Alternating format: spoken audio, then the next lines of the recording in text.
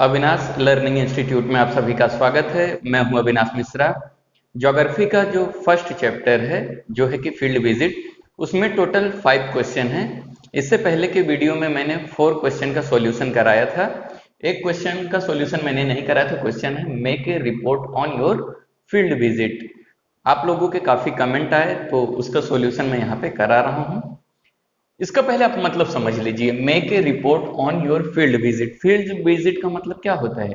जब आप कहीं पे घूमने जाते हैं तो जो भी आप उस प्लेस का इंफॉर्मेशन कलेक्ट किए हैं उसके बारे में जब आप लिखते हैं तो उसे रिपोर्ट राइटिंग कहा जाता है ज्योग्राफी में। ज्योग्राफी में घूमने का मतलब ये नहीं होता है कि आप इंटरटेनमेंट करो।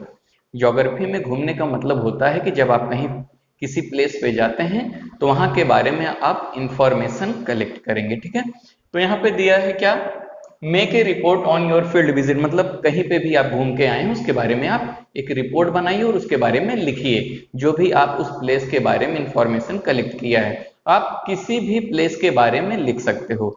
तो यहाँ पे मैंने एलिफेंटा के बारे में लिखा है। आप इसका स्क्रीनशॉट ले लेना, पहले आप इसको अच्छे से समझ लो। चलो इसको समझते हैं।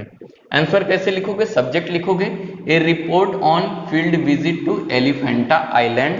ऐसा मान लेते हैं कि हम लोग एलिफेंटा आइलैंड पे घूम के आ गए हैं और वहां जो हमने देखा उसके बारे में लिखेंगे। इसी को कहते हैं रिपोर्ट राइटिंग। क्लियर हुआ? तो पहला पॉइंट क्या है, एम्स एंड ऑब्जेक्टिव। मतलब जब आप एलिफेंटा आइलैंड गए थे तो किस लिए गए थे, आपका क्या एम्स था, क्या ऑब्जेक्टिव था? तो आप यहाँ पे शो करोगे किस लिए गए थे। To study the concept of island, मतलब आप आइलैंड के बारे में समझने गए थे। आइलैंड क्या होता है उसके बारे में आप स्टडी करने गए थे। To collect detailed information of Elephanta island, जो एलिफेंटा आइलैंड है उसके बारे में आप डिटेल इंफॉर्मेशन लिख के बताओगे। ये है आपका एम्स एंड ऑब्जेक्टिव। क्लियर हुआ? सेकंड पॉइंट लिखोगे इंफॉर्मेशन गैदर्ड। जब आप एलिफेंटा घूमने गए तो वहां पे आपने कौन कौन से इंफॉर्मेशन कलेक्ट किया वो आपको लिखना है। कैसे लिखना है देख, पहला पॉइंट क्या लिखोगे, लोकेशन ऑफ एलिफेंटा आइलैंड। पहले पॉइंट में बताओगे कि एलिफेंटा कहाँ पे लोकेट है। A piece of land that is surrounded on all sides by water is called island। पहले पॉइंट में आप क्या बता रहे हो कि आइलैंड किसे कहते हैं, ये भी मालूम होना चाहिए ना कि आइलैंड होता क्या है। तो आइलैंड क्या होता है, ए पीस ऑफ लैंड। एक लैंड होता है, पीस ऑफ लैंड यानी कि लैंड का एक छोटा सा टुकड़ा होता है जो कि surrounded on all side by water, जो चारों तरफ पानी से घिरा होता है, उसे क्या कहते हैं, आइलैंड कहते हैं। आइलैंड किसे कहते हैं, एक लैंड का छोटा पीस होता है या जमीन का छोटा टुकड़ा होता है जो चारों तरफ पानी से घिरा होता है, उससे क्या कहते हैं, आइलैंड कहते हैं। जैसे कि अंडमान और निकोबार क्या है, एक आइलैंड है। क्लियर हुआ?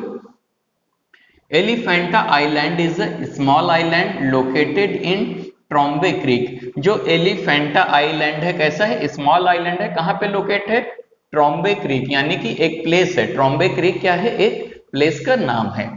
कहां पे है, नियर साउथ मुंबई। कहां पे है ट्रॉम्बे क्रीक, साउथ मुंबई में है। It is located in Raigarh district. Elephanta कौन से डिस्ट्रिक्ट में आता है, रायगढ़ डिस्ट्रिक्ट में आता है। सेकेंड पॉइंट में क्या लिखोगे, area of Elephanta island. Area यानी कि जो एलिफेंटा आइलैंड है कितने दूर में फैला हुआ है। तो कैसे लिखोगे, the island has an area about 10 kilometer square at high tide. High tide में क्या होता है, समुद्र में ज्यादा पानी होता है। जब समुद्र में ज्यादा पानी होता है तो क्या होता है, कितने किलोमीटर में फैला हुआ है एलिफेंटा आइलैंड, 10 किलोमीटर स्क्वायर में फैला हुआ है। कब, जब हाई टाइड रहेगा। क्लियर हुआ? It has an area about 16 kilometer square at low tide. Low tide में क्या होता है, समुद्र में पानी थोड़ा सा कम हो जाता है, तो इसीलिए एरिया जो है यहाँ पे ज्यादा हो जाता है। क्लियर हुआ?